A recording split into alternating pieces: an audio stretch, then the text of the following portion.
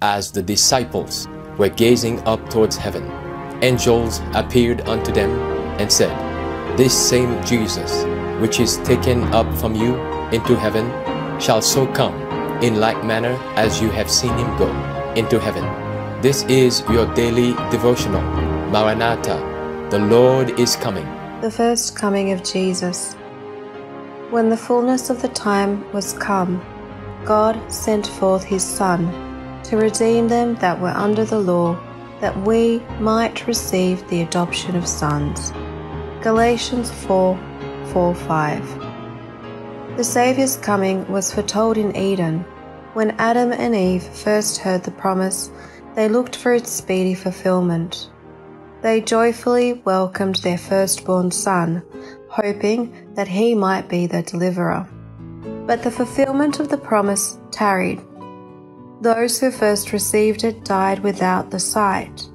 From the days of Enoch, the promise was repeated through patriarchs and prophets, keeping alive the hope of his appearing.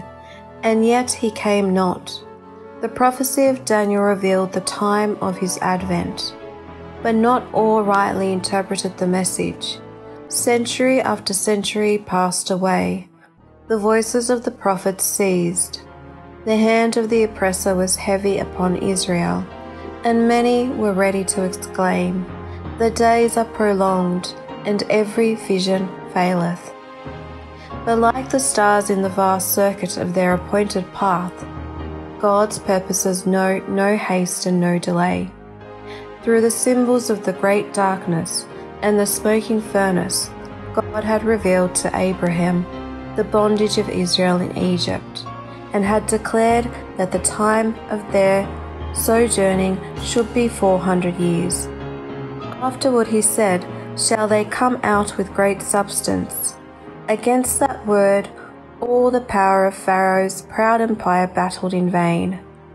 On the self-same day appointed in the divine promise, it came to pass that all the hosts of the Lord went out from the land of Egypt.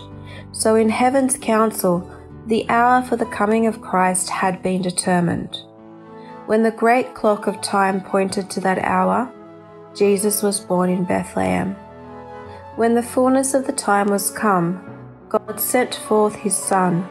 Providence had directed the movements of nations, and the tide of human impulse and influence, until the world was ripe for the coming of the Deliverer.